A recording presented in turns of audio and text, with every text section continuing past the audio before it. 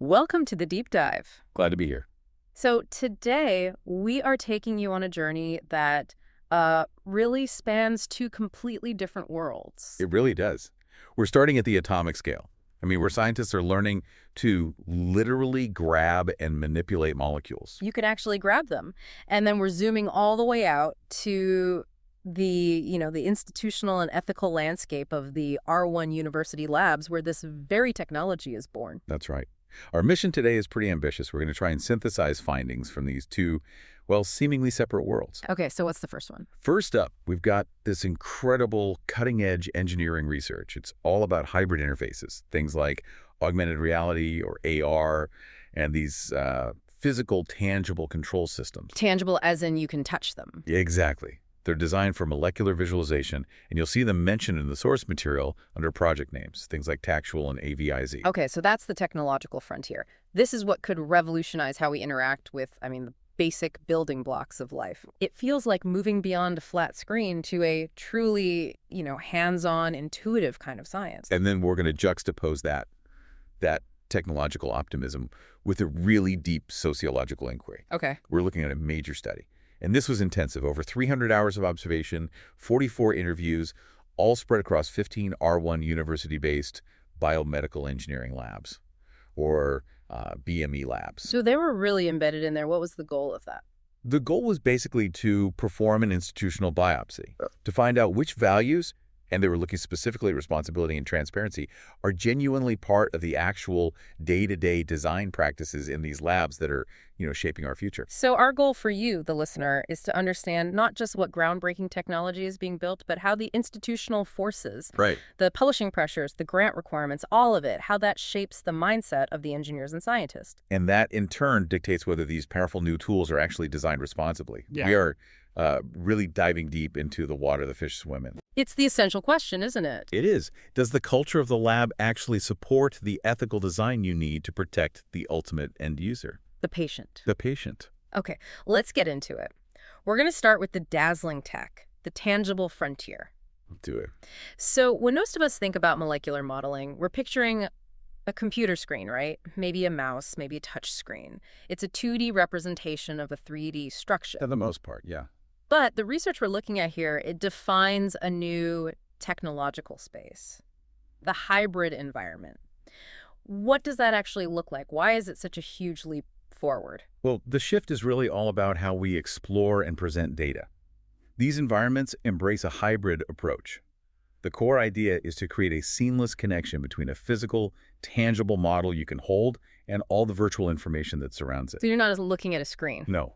You are literally constructing a complete interactive workspace around a single focused molecular assembly that a scientist can physically hold and touch. So the molecule itself, or a model of it, becomes this physical anchor for all the digital visualization. That's it, exactly. That's a huge change from just, clicking coordinates on a screen to physically moving a three-dimensional object in space. So who are the key groups working on this? Well, we're seeing these highly specialized groups dedicating themselves to this. For example, there's the Venice team at the LISN lab.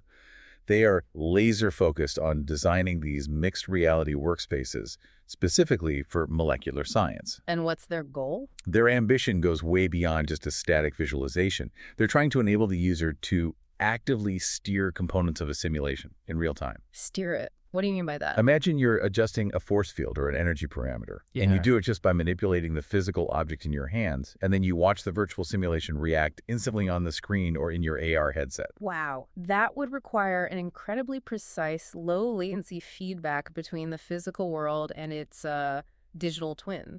Absolutely. And that's where people like Bastian Vinke at the SADI lab come in. Yeah. He's really interested in solving that human-machine interaction problem at the physical level. So the interface itself. Right. His work is all about interfaces that are deformable, reconfigurable, and instrumented. So the physical object you're holding isn't just a plastic model. It's covered in sensors. Okay. So when a scientist flexes it or twists it or moves the tangible interface, the system just instantaneously reconstructs the exact digital twin of that new configuration. That immediate physical connection must dramatically increase the intuitive speed of the interaction. It does. You're not thinking about XYZ coordinates anymore. You're simply interacting with the molecule. It just removes that whole layer of cognitive translation that you have with traditional interfaces. You're using your own dexterity, your human intuition, to solve a molecular problem. That's really the essence of it. The speed and the intuition you gain are the key payoff. A scientist can hypothesize, test, and then discard different configurations so much faster because the interaction is governed by, muscle memory and spatial reasoning, not mouse clicks and menus. Which brings us to a really crucial design question. If the scientist is holding this instrumented physical object, the core molecule, what information is controlled by that object and what needs some other kind of digital input? A great question. And they've thought about this. The tangible input is strictly restricted to changing the configuration or, the shape of the molecular structure that is the focus, the assembly itself. So you move the physical object to change the molecule's form. Simple as that. Simple as that. But, molecular visualization is so much more than just the shape. You need to control the environment, maybe overlay analytical data like energy plots. Simulation parameters, auxiliary information. Right. Sequence data. How do they handle all those secondary controls, the ones that need to be super precise? And that's where the hybrid environment has to bring in alternative inputs. You see, while augmented reality often defaults to gestural input. Waving your hand around in the air. Right. Waving your hand to select a menu or pan the view. The research sources are very clear on this.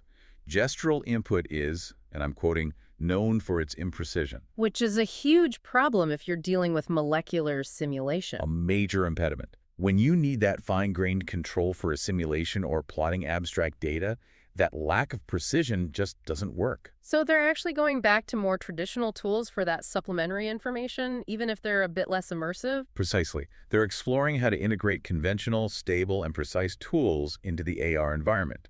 This includes things like tablets, which give you high-resolution, precise controls for menus and data entry. And what about controllers? And the specialized controllers that you usually see paired with virtual reality headsets.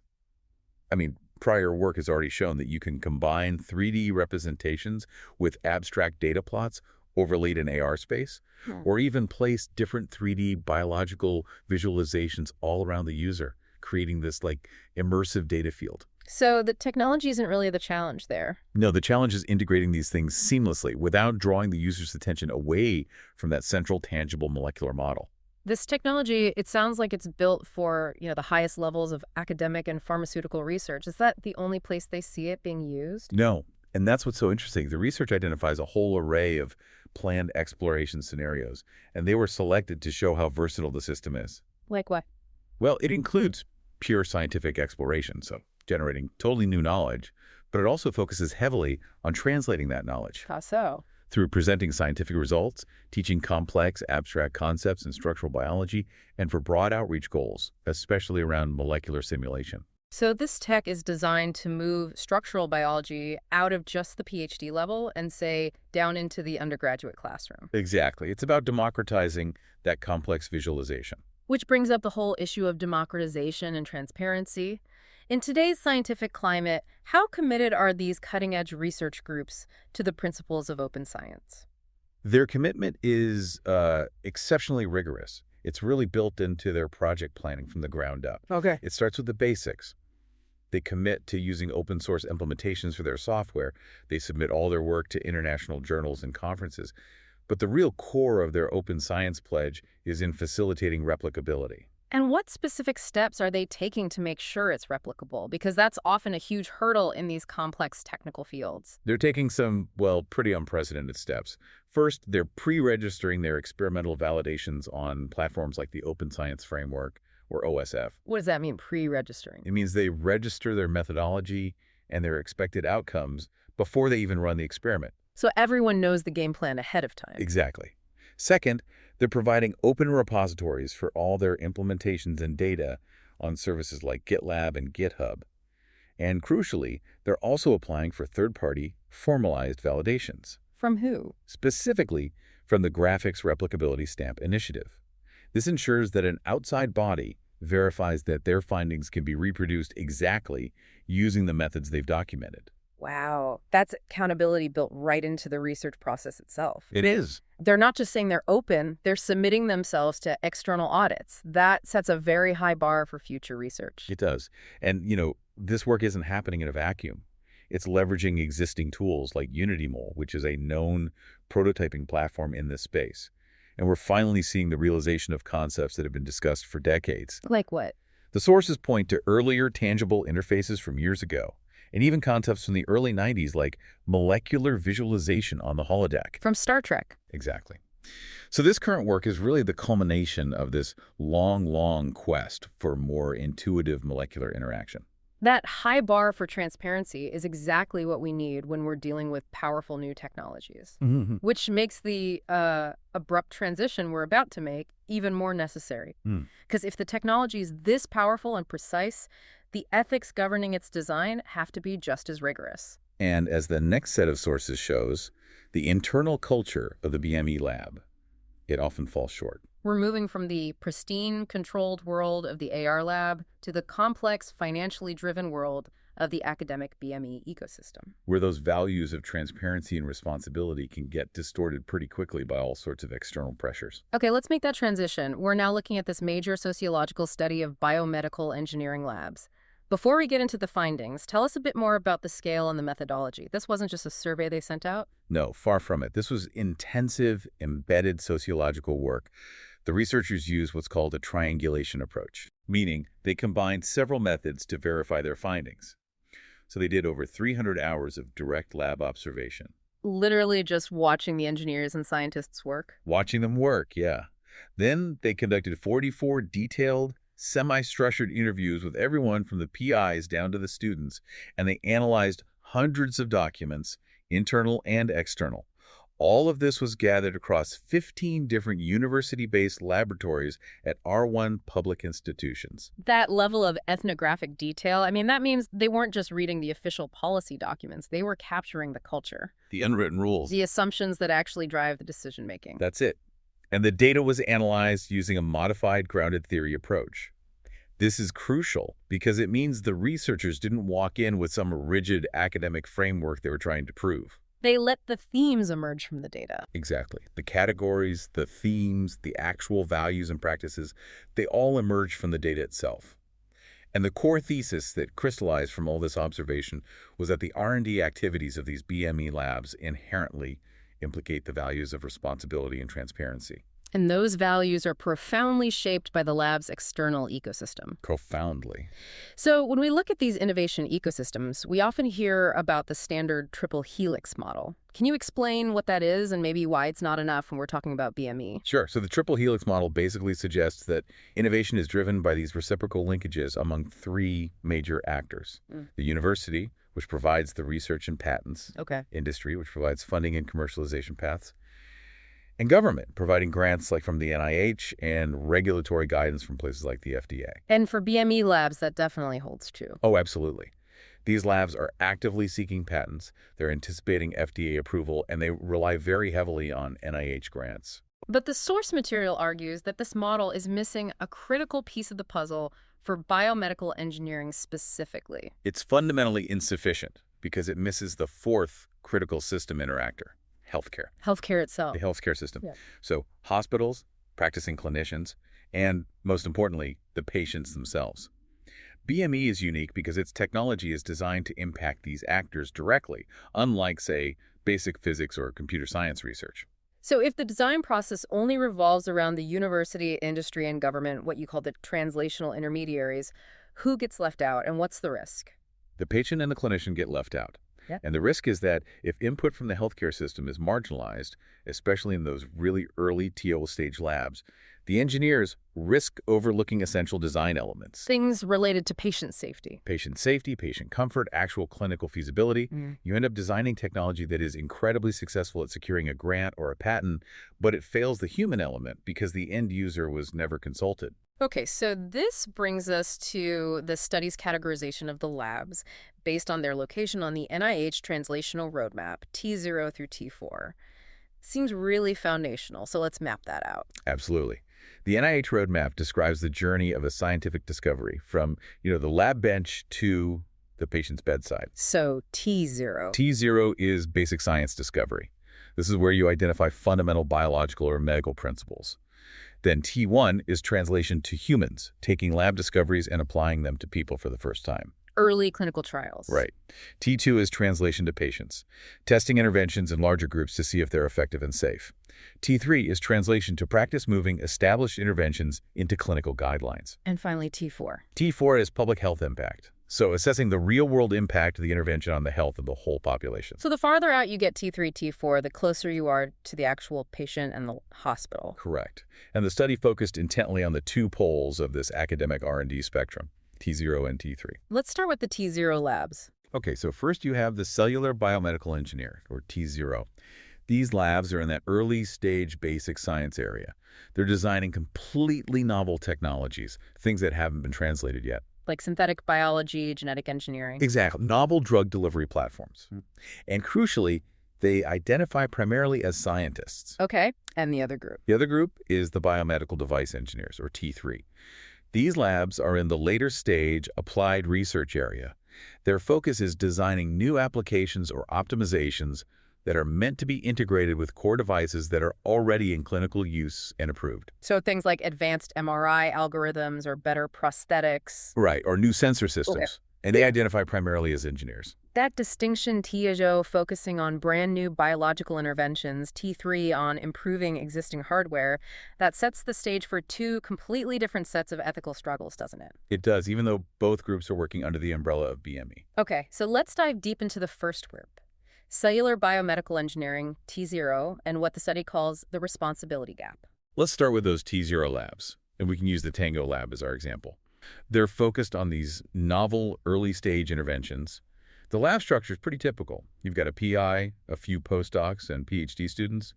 Average size is about 11 people. And what's interesting is the background of these people. Yeah, there's a real disparity. While 85% or more of the PhD students have an engineering background, the postdocs are often chemists, or pharmaceutical specialists, or material scientists. So the people who hold the deep biological or chemical knowledge, the postdocs, are not always the ones primarily driving the engineering design decisions. That's one layer of complexity, and the other is the role of the PI, the principal investigator. Who's effectively the CEO of the lab. Right, the external-facing executive. They spend a huge amount of time on grant applications, promotion, professional travel, and this removes them from the day-to-day oversight of the experiments. I think there was a quote about that. There was. One postdoc who was sort of informally managing the daily leadership noted that the PI doesn't need to know this level of how we get the answers. And right there, that's where the responsibility gap starts to open up. If the high-level leader is focused on getting funding and managing the lab's public image, then the critical, technical, and ethical decisions about how to build the thing fall to the postdocs and PhD students. Exactly. The people closest to the bench have enormous technical autonomy, but they often lack that formalized ethical responsibility that should be coming from the top down. And this is crucial context for their next big challenge, which the study calls semantic distancing. Yes. So the T0 researchers, they actively resist calling their new developments technology. That seems so counterintuitive for a biomedical engineering lab. Why would they prefer terms like method or platform? The resistance really stems from a desire to maintain an identity that's rooted in basic science discovery. Junior cellular BME researchers, they perceive technology as a finished applied product that gets used outside the lab. So by sticking to terms like method or technique Or platform, like May did when she was describing her quantum dot research, they minimize their perceived role as a designer of a finished and potentially risky technological product. They see themselves as discovery scientists. yes, but their PI's motivation is the complete opposite. The PI wants them to use the term technological platform for external consumption Why? because that labeling is highly political. Yeah. The PI needs to signal clinical utility and multidisciplinarity to secure those big NIH grants. And the NIH explicitly values translatable outcomes. So if you call your invention a method, it just sounds like basic research. But if you call it a technological platform, it sounds like an indispensable translatable asset. The PI is just adapting the language to the funding environment. So you have the researcher at the bench using the word method to kind of dodge ethical responsibility. And the PI using platform to secure the necessary funding. Both are engaging in a form of linguistic maneuvering. And it leads to that semantic distancing that Oleksandr, a postdoc with over 30 years' experience, describes so well. He said the development isn't technology until it is used outside the lab. So, by viewing their daily work as just internal methods, they implicitly deny the need to assess the long-term external responsibility of their design choices. And they push that ethical burden downstream onto the manufacturers or the FDA. This semantic distancing, this minimization of responsibility, it seems to lead directly to a lack of internal transparency, especially around the foundational biological knowledge they're working with. It does. And the source material uses CRISPR-Cas9 as the critical example here. CRISPR is, the gold standard of modern genetic engineering, but the source suggests its broad acceptance as a technology has actually created a problem. It's the paradox of success. CRISPR is widely referred to as technology, and the research notes that this designation coincided precisely with its patenting. The patenting process acts as a closing point of technological frontier knowledge. A closing point. Once the system is patented and commercialized, it becomes a black box for the next generation of engineers. So the system works, and the engineer knows how to use the tool, but they don't necessarily know why or how the underlying biology actually functions. That's the black boxing effect. Yeah. Nadia, a postdoc, had a really powerful observation about this. She noted that before CRISPR, genetic engineers had to have a serious understanding of DNA recombination events and protein engineering fundamentals just to design an effective experiment. But now... Now, she observes, CRISPR is just a tool people use, and they don't really know what goes into it. It's boxed off. This loss of granular biological transparency, that must create immense safety risks, especially for engineers who are focused on genetic reductionism. It really does. They're designing novel systems that are built on a complexity they no longer fully understand because the foundational science has been black-boxed. They reduce these complex genetic interactions to simple, manageable inputs, even though we know genes work in complex systems that we haven't fully mapped. So that lack of understanding increases the probability of unforeseen safety risks. It does. And this is why Jennifer Doudna, who co-developed CRISPR, poses that necessary question. Why wait to address the ethical questions until clinical viability is certain? Right. If the fundamental biological mechanisms are hidden, we have to address the ethics during the design phase itself. Exactly. So let's talk about who's really driving the agenda in these T0 labs. The analysis of the core reactor groups is clear. It's not the patient. It's the institutions that hold the purse strings and the prestige. Absolutely. The two highest influence groups for cellular BME, the T0 labs, are government funders, NIH, and publishers. So the NIH funding dictates that political need for translatable outcomes, which pushes the PI to demand the technological platform label. And the publishers, specifically the top-tier journals, they drive this unrelenting pressure to produce novel, impactful, and publishable data. And this publishing pressure filters right down to the bench, often creating conflict between what is publishable and what is clinically responsible. Oh, it creates a completely internalized priority system for the PhD students.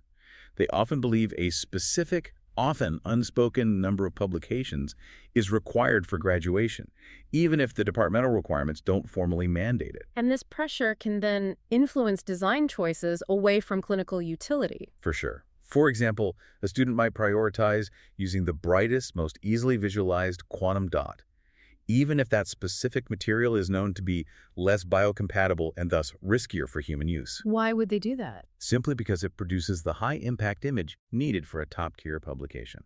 So the quest for the best publication actually trumps the safety requirement of the hypothetical patient. It does, especially because they are so removed from the patient's reality. And this brings us to the low-influence groups, patients, clinicians, and industry funders. Right. Because TPO engineers are designing so early on the translational roadmap, they lack that essential information about real-world health needs. So they end up implicitly misidentifying the FDA or potential manufacturers, the translational intermediaries, as the true end users rather than the patient. They're designing for the bureaucracy, not for the body. That's a great way to put it. That profound disconnection seems to be the root of the TBO responsibility gap. They don't feel responsible to the patient because they don't even see the patient. Okay, let's pivot now to the T3 device engineers. They're much closer to the clinic. Do their ethical challenges shift from a denial of technology to something else? They shift from denial of technology to a denial of risk, which manifests as what the study calls the abstraction paradox. All right, let's examine these biomedical device engineering T3 labs. We'll use the Bravo lab as the example. How does their environment and identity differ from the TVO? Well, the environment is physically different. These are often smaller groups, maybe 7 members on average. The PIs and postdocs typically have backgrounds in electrical engineering or physics, so they're focused on hardware and signal processing. And they work in dry labs. Right, dry labs that are dedicated to electronics fabrication and data modeling.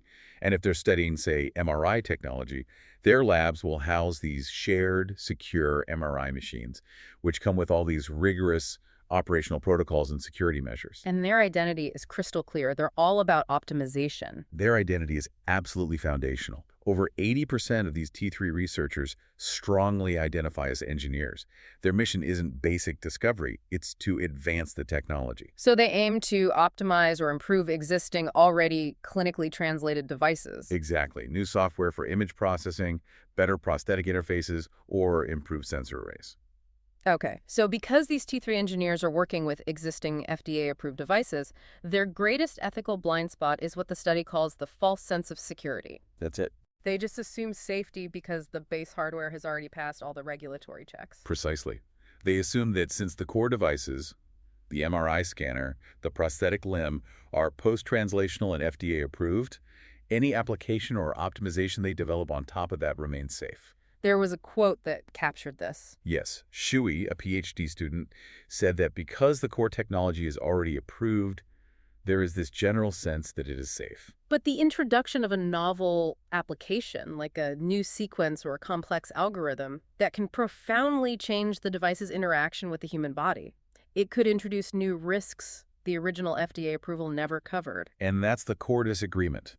T3 researchers actively reject the idea that an optimized or improved device is in any way a new device that would require renewed safety tests. So they see themselves as technology users. Users advancing the technology, not technology creators. And this self-identification minimizes their responsibility to reassess the core device's safety. Can you give an example? Sure. Designing a new high-performance coil for an MRI machine requires specific knowledge of how those new magnetic fields will interact with the body physiologically.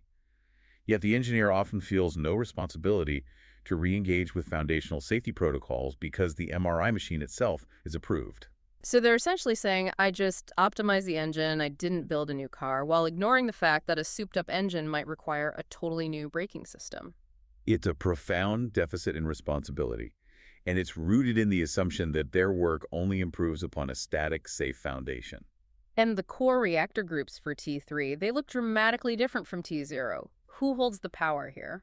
The dominant groups for device BME are industry funders, industry manufacturing, and publishers. Industry is often the originator of the research project itself. Like in the Bravo Lab example. Exactly. The MRI BlendFlow R&D project was initiated by Siemens Healthineers. They provided the funding and critically access to proprietary data and tools that were necessary to even run the experiments. And that proximity to industry immediately raises transparency issues around intellectual property. It creates an immediate conflict with the academic desire for open science. Industry funding almost invariably results in proprietary rights over data and applications, and these are enforced through non-disclosure agreements, or NDAs. And these NDAs shield the code and research methods from the broader academic community. Which creates a severe transparency issue. The NIH may be pushing for open source data sharing, but the industry partner controls the critical data sets you need for the research. How do patents fit into the academic motivation here? Is it all about money? It's used differently depending on career stage. For a late career, tenured PI like Kurt, patents are often less about commercial gain and more about establishing originality and signaling competence. So patents are like a badge of honor? Right. They reassure external funders that the lab is capable of novel, protectable work. But for junior members, like Natasha, the desire to commercialize is often much stronger. And this can create internal tension with PIs who value pure science and knowledge to everyone. But even without a commercial intent, the act of patenting still contributes to the black boxing of the engineer's work. It does. It limits transparency for other academic groups. Okay, so this brings us to the core of the T3 challenge. Yeah. The abstraction paradox. Where does this devaluation of biology that they talk about come from? It really stems from their disciplinary backgrounds, electrical engineering and physics. Device engineers often hold this epistemological hierarchy. They believe that rigorous engineering and complex mathematics are inherently more difficult and thus more valuable than biology. We noted that one pretty provocative quote. Yes, Fahad's quote illustrates this bias perfectly. He views biology as a simple practice in memorization. and believes engineering is just harder to gain. And this bias provides the intellectual justification for their main research method, which is abstraction. That's right. The abstraction process is how they tackle the complex, messy world of physiological function. We turn it into math. They convert that complexity into simplified, controllable mathematical equations and data models. They use sophisticated computational software, like Symbiology, which is based on MATLAB, to model, simulate, and analyze these dynamic biological systems. As Sasato said, they want to let a computer do the work. So they're taking a complex, unpredictable biological system and reducing it to a neat, predictable engineering problem that they know how to solve efficiently. But that efficiency comes at the cost of full transparency into the biological reality. And that's the paradoxical risk. Exactly. While they're seeking efficiency, this abstraction results in the epistemological blackboxing of biological complexity. By using computational models as knowledge stand-ins, they remove the necessary transparency into the dynamic physiological interactions. So they're operating on a simplified biological foundation. And if that simplification is wrong, if the model fails to capture some critical, messy physiological variable, the sophisticated application they're building on top of it could create unforeseen and potentially severe risks to the patient. Okay, so we have dissected two entirely separate BME cultures, T0 and T3, but the synthesis shows a common failure point. It does. Both struggle with transparency and responsibility. Let's just map out the source of those struggles based on their translational starting point. The graphic visualization of the study, figure 19, summarizes this perfectly. For cellular BME, T0, the lower responsibility is fueled by that semantic distancing, not calling their work technology. Right. And the lack of transparency is due to the black boxing of biological knowledge, like with CRISPR, which is driven by all that publishing and patenting pressure. They're worried about the scientific discovery and the next grant. And for the other side? For device BME T3, the lower responsibility comes from that safety assumption about optimized devices. And the lack of transparency is caused by abstracting biological complexity into mathematical models and those industry-imposed IP constraints, the NDAs. So they're worried about optimization and IP. And in both scenarios, the patient, who is the ultimate beneficiary and the one who actually faces the risk, remains the actor with the lowest influence. The incentives are just structurally misaligned. They're pointed toward institutional goals funding, publication, IP, rather than human welfare. So this systemic misalignment, it calls for institutional change. And the study argues for interventions that are grounded in a deontological, ethical framework. Right, and we should pause here because this highly academic term is actually central to the solution they propose. Okay, let's define it clearly then. We often measure ethics by the consequence, right? If the outcome is good, the action was ethical. But deontology flips that. Deontological ethics, or duty-based ethics, argues that the morality of an action is determined not by its consequence, but by whether the action itself adheres to some moral rule or duty. And for designers, this means focusing on the morality of the design actions themselves. Exactly. And this lens is uniquely suited for BME because both T0 and T3 labs often deflect responsibility by arguing the final consequence patient harm is far off or someone else's problem. The manufacturer, the FDA. Right. Deontology forces the engineer to recognize an inherent duty now at the bench because they were actively performing the role of a technology designer. It reclaims the moral obligation of the researcher. So how do we apply this duty-based framework to address the unique cultural deficits of the T0 labs? For T0 interventions, for cellular BME, first, we have to directly combat that semantic distancing by redefining terminology. Institutions must mandate the consistent use of technology terminology for all novel R&D. Why? What does that do? It increases the visibility of T0 researchers as designers, and it forces them to recognize their duty-based ethical responsibility right from the initial planning stages. Okay, and the second intervention? Second, we need mandated clinical awareness. Since T0 labs are physically so distant from the patient, PIs must be required to lead regular, mandatory discussions of clinical application during their group meetings. It's like a force mechanism to maintain awareness of the patient's reality. And it counteracts the internalized influence of grant committees and publishers, and establishes the patient as the intended end user that the engineer has a duty toward. That seems like a practical way to fight that structural pressure of publishing over safety by making the patient a mandatory part of the design discussion. Now, for the T3 interventions, for the device BME labs, their problem is the safety assumption and the devaluation of biology. So what's the first step there? First, We need reflective practices. PIs must establish, and this is critical, funders must financially support lab-level practices that require engineers to reassess core device safety standards every time a new application or optimization is introduced. So it forces them to adopt a duty to develop trustworthy devices. Right, it moves them away from the assumption that the core device is eternally safe. They have to prove safety anew with every single change. And how do we tackle that deeper issue, the epistemological arrogance that dismisses biology as just simple memorization? This is maybe the most innovative suggestion. Biological compatibility advocates. It means introducing a dedicated role or mandating formal, specific collaboration whose duty is explicitly to contemplate physiological processes and technological compatibility. So this advocate serves as the institutional check against oversimplification. Exactly.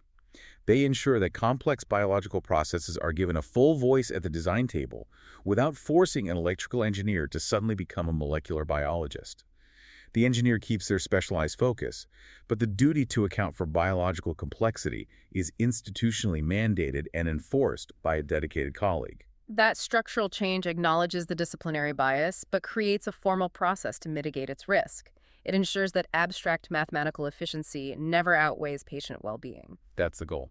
So this deep dive has spanned the extremes of modern scientific practice, from the incredible intuitive world of tangible molecular manipulation. The deeply entrenched, politically driven culture of university engineering labs. And we've shown that the challenge isn't merely one of innovation, but one of institutional alignment. It is. T0 labs hide from responsibility by denying they even create technology, while T3 labs hide from risk by abstracting away the messy complexity of human biology. And in both cases, the pressures of the external funding and publishing environment successfully shunt ethical responsibility away from the designer. And the proposed solution is to ground the design process in a sense of duty in deontological ethics, forcing researchers to acknowledge their role as designers and their ultimate obligation to the patient long before the FDA ever gets involved. And that profound cultural challenge leads us to our final thought for you to consider. The history of BME, as detailed in these sources, consistently shows a value hierarchy that places abstract mathematical and engineering problem-solving above the complex, often messy, reality of biological systems. So if we continue to design novel, life-altering technologies, from sophisticated gene editing platforms to advanced medical imaging algorithms, based on the assumption that biology is simpler or less rigorous than engineering, what fundamental, necessary biological risks are we unknowingly designing into the future of human health? It's a critical reflection on how academic culture shapes the physical reality of our future healthcare. Thank you for diving deep with us today.